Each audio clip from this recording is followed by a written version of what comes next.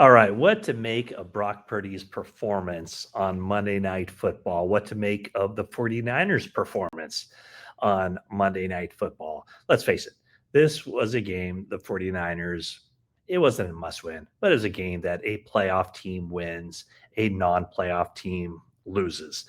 49ers went into this game as a 7.5 point favorite. So, very clearly, a game they should win. And guess what?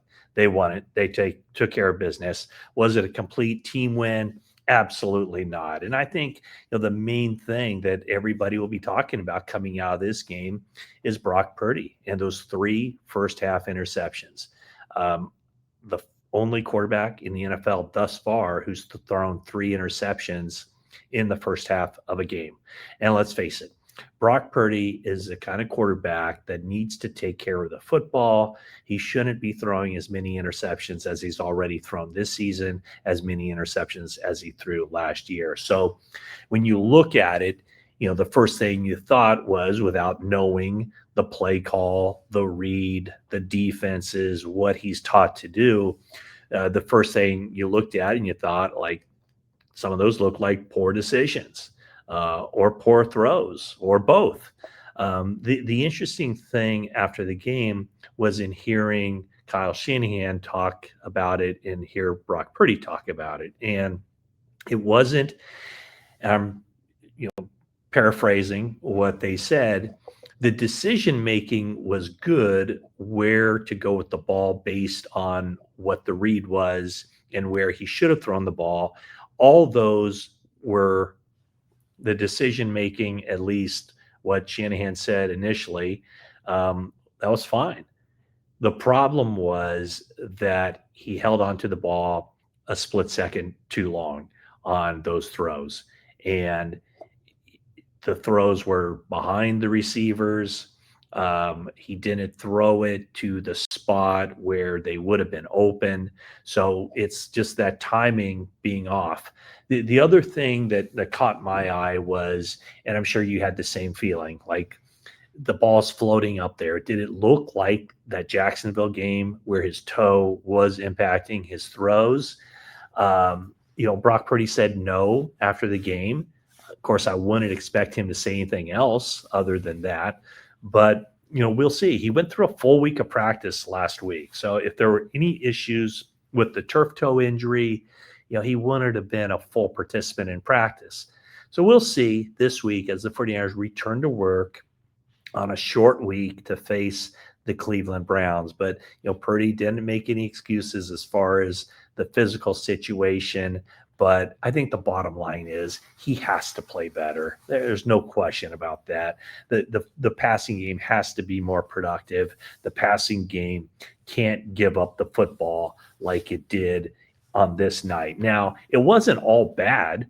The 49ers did do a very good job of picking up third downs, much better than the Carolina Panthers.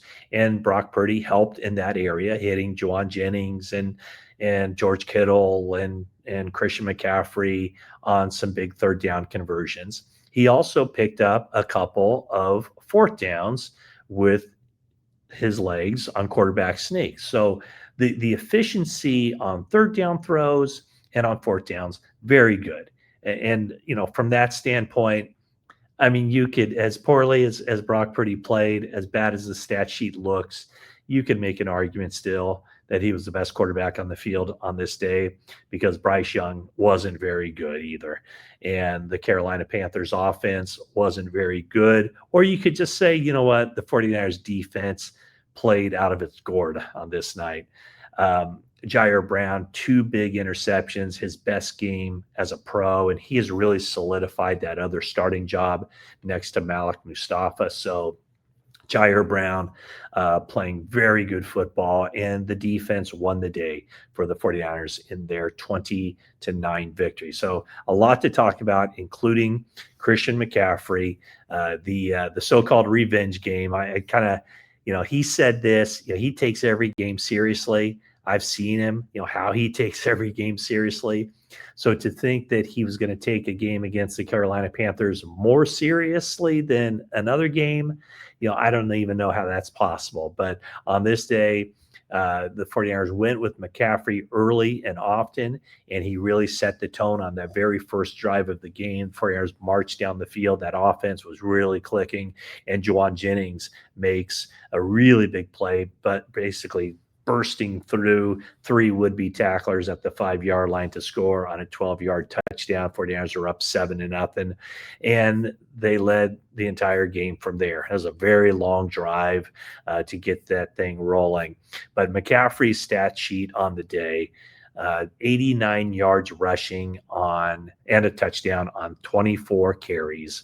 He had 31 touches in this game, 7 passes thrown his way, 7 completions, 53 yards. So McCaffrey continues on his track toward another 1,000 season. And Mr. 1,000 himself, the original 1,000, Roger Craig, was in attendance. Haven't seen him much at Levi Stadium since the building opened, but it was good to see him before the game. I wasn't at the game. I was in the studio, and that's where I'm at right now at NBC Sports Bay Area. But seeing the video of Roger, seeing him on TV, seeing how emotional he got and how much he appreciates Christian McCaffrey's game, that was pretty cool to see. And by the way, Roger Craig and I know the seniors blue ribbon committee will be meeting on Tuesday to decide the 3 seniors finalists who move forward for the Pro Football Hall of Fame. So I think we're supposed to find out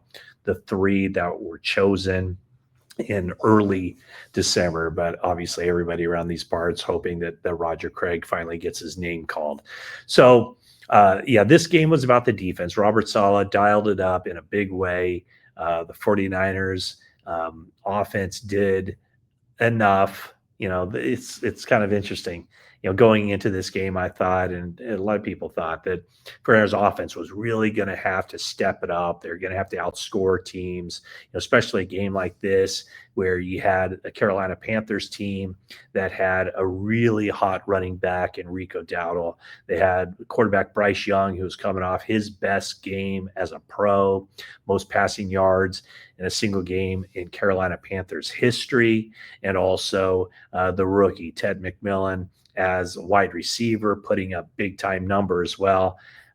Rico Dowdle didn't do much. Bryce Young didn't do much. Ted McMillan didn't do much. He had the 29-yard touchdown catch in this game, but only a total of 2 catches for 35 yards. And interestingly, that 29-yard touchdown play, which brought the Panthers within 7 points, or I should say, brought the Panthers within a 1-score game with 49 seconds left in the third quarter.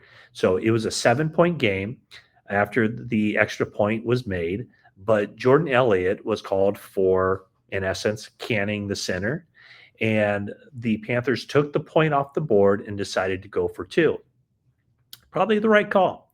The 1-yard line, go for 2 points, and they tried to throw a pass, and it was incomplete.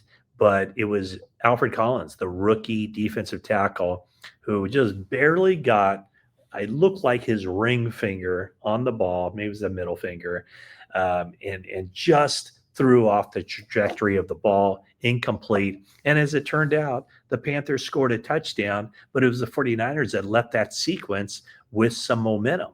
So the 49ers then had an 8-point lead, and then immediately they go down, long drive, 10-play, 59-yard drive, and Matt Gay, the kicker, who is stepping in for Eddie Pinheiro. Well, guess what? Matt Gay just carried on what Eddie Pinheiro had been doing throughout this season. Matt Gay hits a 47-yarder late in the first half, helped the 49ers take a 10-3 lead, and then kind of the decider late in the game, or I should say 9 minutes left in the game, when he hit another field goal to give the 49ers an 11-point lead. But kind of, I think for the 49ers, this game was won in the first half when they could have easily have lost the game in the first half.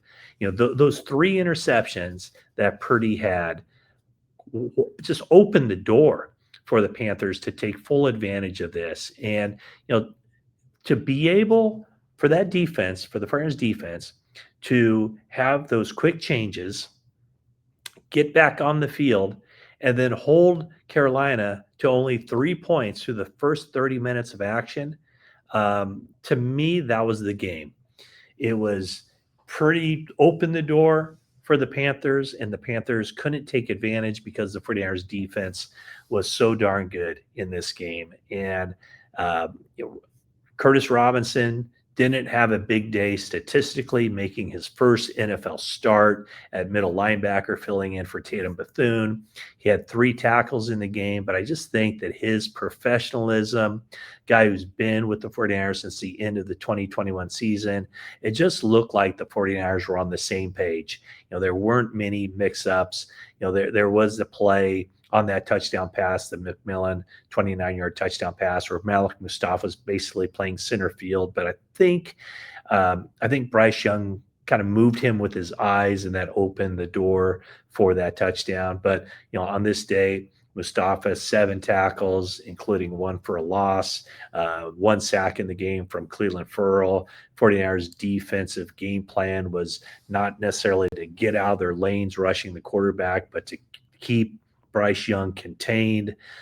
He's a smaller guy, so I think they wanted to just create as much traffic, push the pocket as much as possible, and make life uncomfortable for him. And it certainly seemed like the 49ers defense followed through with that game plan in a big way. So here they are. They're 8-4. They're right where they want to be. The 49ers are 3-1 with Brock Purdy at quarterback.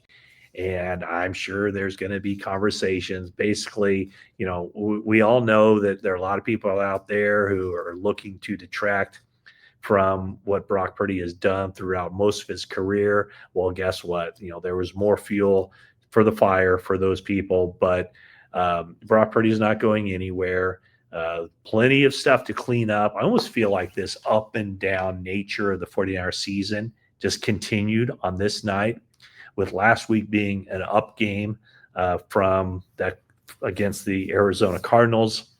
To me, this was kind of a down game. That's one way to look at it, and the 49ers still won. But from a defensive standpoint, it was anything but a down game. It was a really strong performance with Fred Warner in the stands, with Nick Bosa in the stands, or more luxury suites. And that defense really played well, I would say, at every level. Yeah, there were a couple missed tackles here and there, but to do what the 49ers did specifically on third downs, holding the Panthers 1 of 7 in this game, I thought it was a really strong effort, and special teams held up its end of the bargain as well. So at 8-4, 49ers maintain where they are in the NFC race. You look ahead and you go, this is a big game coming up.